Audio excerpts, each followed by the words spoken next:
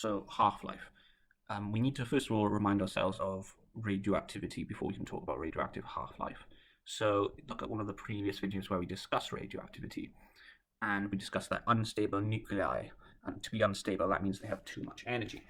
So they can release energy in the form of alpha, beta, gamma, or it could be things like X-rays or even releasing a neutron as well, but you mainly concentrate alpha, beta, or gamma. When we say it releases this radiation particles like alpha, beta, or radiation, a wave like gamma wave, you'd say that the nucleus has undergone radioactive decay. So it's undergone radioactive decay, it's given something out, it has decayed, the nucleus has decayed. If the nucleus has decayed, that means it's become more stable. Technically, that does not mean it's going to stop giving out radiation, but from the GCSE perspective, that is what we understand it to be from to the GCSE level, and then it no longer undergoes more radioactive decay. The decay is random. So what we mean by that is we cannot predict exactly when it will happen. So think of earthquakes. We know there's going to be earthquakes in California. So we know, in the same way, we know what things are radioactive, but you can't predict exactly when the earthquake in California will be. We can't predict exactly when the nucleus will undergo radioactive decay. We just know that sooner or later, or these types of nuclei are going to be more likely to, and we can work out over time it will average out, and that's why we can predict the radioactivity of a substance. So although it's random, we can work out very good values from them using things like half-life. So what do we mean by half-life? What is our definition? The half-life is the time it takes for the amount of radioactive nuclei to halve. Or another way would be to say it as the time it takes for the amount of radioactivity of the substance to halve.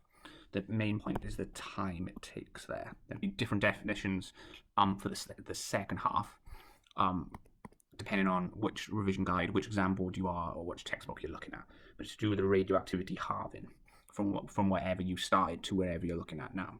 So for example, if we have some radioactive substance here, and it's got some, so maybe this is a rock and it's got some radioactive, so unstable nuclei. Let's say these red ones, these atoms, these nuclei are unstable, and they're going to, after one half-life, so I've used T half there to represent a half-life. Now that half-life could be 5 hours, it could be 3 minutes, it could be 50 years.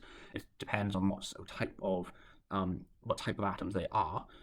So half-life could have units of time, minutes, hours, years, days. So, but let's say it was 5 hours. Then I had 1, 2, 3, 4, 5, 6, 7, 8 nuclei there that were radioactive. So maybe they've given off some gamma rays or some alpha particles or something, and now therefore they become more stable. So now we've only got 4 radioactive, so they halved. After another 5 hours, if we say that the half-life was 5 hours, now it would go to, now there's only 2, because we ended up with 4, and now we're down to 2. Okay, and this would carry on.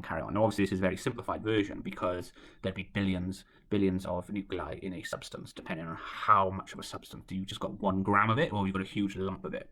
Okay, so a half-life tells us how long it will carry on being radioactive for, and it will tell us how long. It will give us a good idea of how much radiation something is given out. Because if you know how much radiation something is given out at the start, well, you know it's going to half after its one half-life, so 5 hours or whatever we said it was here, and so on. So if you know what it was before, you can work it out and go backwards as well. So if we know this substance has a radioactivity of something, we can go backwards to previous half-lives as well. And we'll look at examples of that later in the video. So before we can talk about this a little bit further, we need to be aware of some of the terminology here. When we talk about radioactivity or activity here, so we talk about how activity is how much radiation something is given out.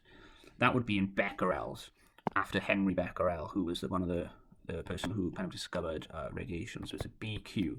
Now, what do we mean by a becquerel? It's just that 1 becquerel would be 1 decay per second. So if you have 5 becquerels, that would be 5 decays per second.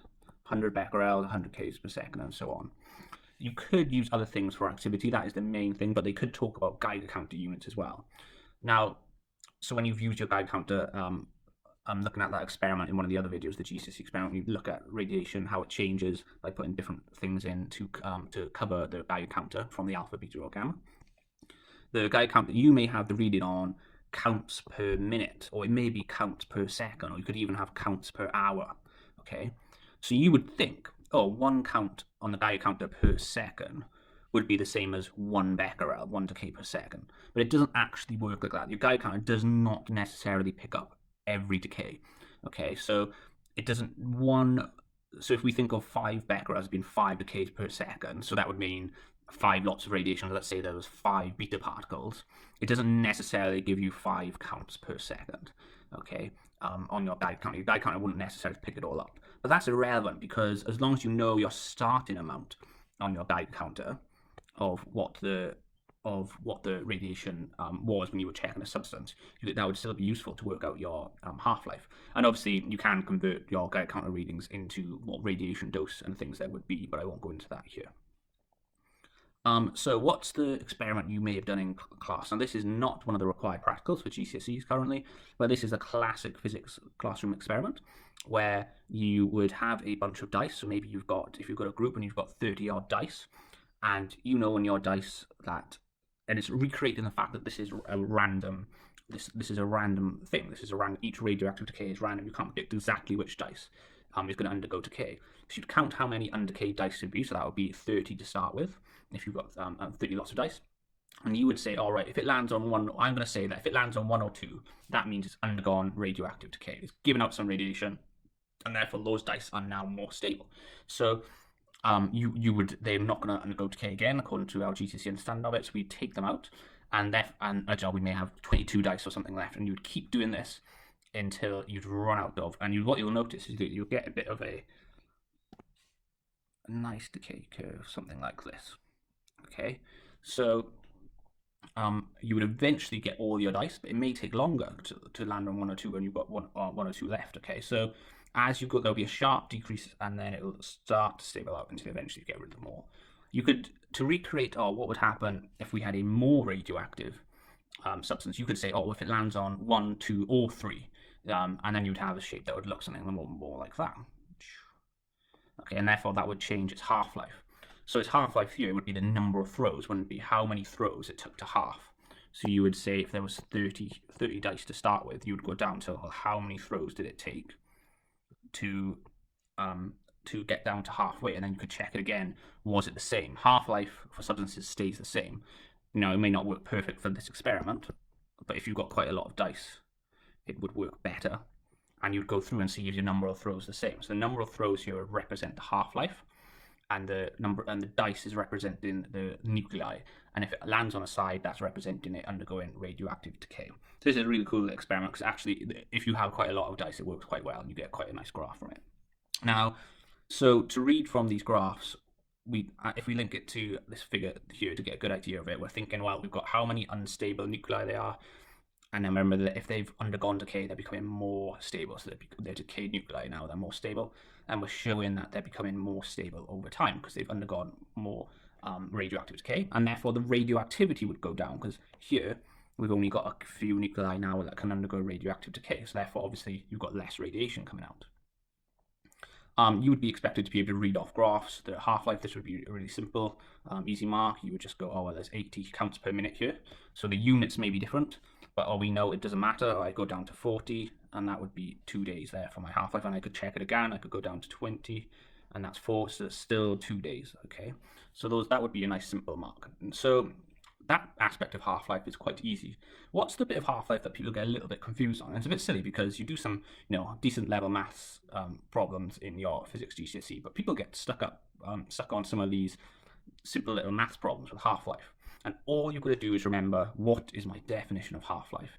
Definition of half-life is the time it takes for the number of radioactive nuclei to half, or the time it takes for the radioactivity of the substance to half. If you keep that in your mind, you should be able to do these questions fine.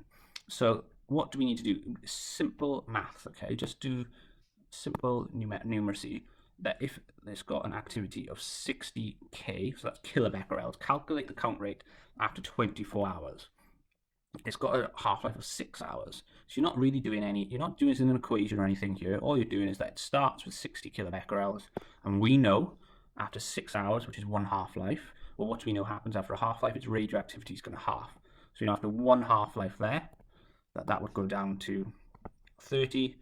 After 2 half-lives, it's going to go down to 15, and we keep going. Now, how many times do we need to go? Well, it's after 24 hours. Well, 24 hours, well, that's 6. So that's 24 over 6 hours would be 4 half-lives. Okay, so we keep going until we get 4 half-lives. So 3 half-lives would be 7.5. And then 4 half-lives, what's that going to be? That's 3.5 for the 7. And there 3.725, so it'd be 3.75 there after 4 half-lives. Okay, so 4 half-lives would be 24 hours. We'd have 6, 12, 18, 24 hours. Okay, nice and straightforward. And just do this. Let's do another example. Radioactivity. Oh, I should be careful there. Make sure I mention that would be kilobecquerels. So that would be in thousands. Don't forget your units. Next one, let's have a look at this one. Radioisotope started with an activity of 2,000 becquerels. It's a half-life of 300 years. Now, in modern day, it's only got an activity of 125 becquerels. How old is the substance? So this time, they haven't told us how old it is in years. We need to work that out. So we've got 2,000. And we know that after 300 years, which is 1 half-life, it's going to half. So I have 1,000. And then you keep going. Well, that would be 2 half-lives would be 600. I'd get 500. Another 300 would be 900. Now, a mistake some people make is that they double this. Because they're halving one thing over here. They're just their mind. So if they're not concentrating, they'll double and they'll go to 1,200. So be aware. Don't try and catch yourself to make sure you don't do that. So this would be 250 now. And then if we get to another half-life, we'd get to 125 becquerels. So we know it would be 1,200 years, which was 1, 2, 3, 4 half-lives here. Okay, let's do a different one. Let's do one where it's asking you what it was. Okay, so let's look at this one. This one is, now it's giving you its current activity after it's undergone half-lives. Okay, so this time it's asking us to work out what it was previously before it underwent those decays. So it's got a half-life of 6 hours. Its current activity is 5. So we're doing the same thing, but now we're going backwards. What was it 2 days ago? So we know 2 days would be 48 hours. So now we're doing the same thing, but we're going backwards. Okay, so if we went 6 hours back, well, now that's going to go up to 10. So that's 6. And then you'd have 20. Would be 12. 18. Would be 40. And you can see that because we're doubling. It very quickly gets to high numbers. 80. 30. 160. 36, we'd get to 320, 42, we'd get to, what's that, that's 640, and then after 48 hours, we'd get 1,280 there, I think. So that's 1,280 becquerels. So this is the type of one that catches you out. You just got to not panic. Think about what we know about what a half-life is, that it's halved after that amount of time. So if we're going backwards in that time, we need to double it. Okay, have a look at the other examples that I put here. Pause the video and have a try of these two. So these are some past exam paper questions, and then answer in the comments below. This is about radiocarbon dating, because this is how radiocarbon dating works. We're just using the half-life of carbon-12 and carbon-14. Okay, so radiocarbon dating uses half-life so we can work out how old something is, how many half-lives have occurred. Last thing is about background count. I think we've mentioned on a previous video that background radiation is the radiation all around us, and when you're taking it's the safe level radiation that's all around us. So when you're taking a reading of a substance, say you have a radioactive substance, you would need to make sure that with your Geiger counter you took the reading of the room, which may be, I don't know, 10 becquerels or something. Actually probably a bit less than that, maybe 10 counts every minute or something. You would take whatever it is, you would take its reading for a certain period of time without the substance in the room. So you would do this in an empty room, and you would take the reading over a period of time. You would repeat the reading, and you would take an average, because radiation is a random process, like we said. So we may have some anomalies there. So you would take an average, and you'd get whatever your reading it is, and let's call that reading X. And then when you use your Geiger counter to measure the radioactivity of whatever the substance is, and let's say you measure it to be 3,000 becquerels, you would just need to remember, oh, well, wait there, that's including the background reading. So I would do 3000 minus x, and then that is the actual reading of the substance. Now, in the same way, they can catch people out from these half-life questions by including background count. So all you have to remember to do is to remove the background count, because that is not coming from the substance. So let's look at this last exam paper question. It's got an average count rate of 180 per minute. The average count rate is 20 per minute. What would the average count rate be after 24 hours? So if it's 180, we need to remember, oh wait there, it's not really 180, it's 160. Okay, and then I could do it, well, if it's got a half-life of 12 hours, I know after 12 hours that's going to be half, that's 80, and it's asked me after 24, so half again after 12 hours, and then I'll get 40 counts per second. Okay, so make sure you remember to remove the background reading from your calculations. So that is half-life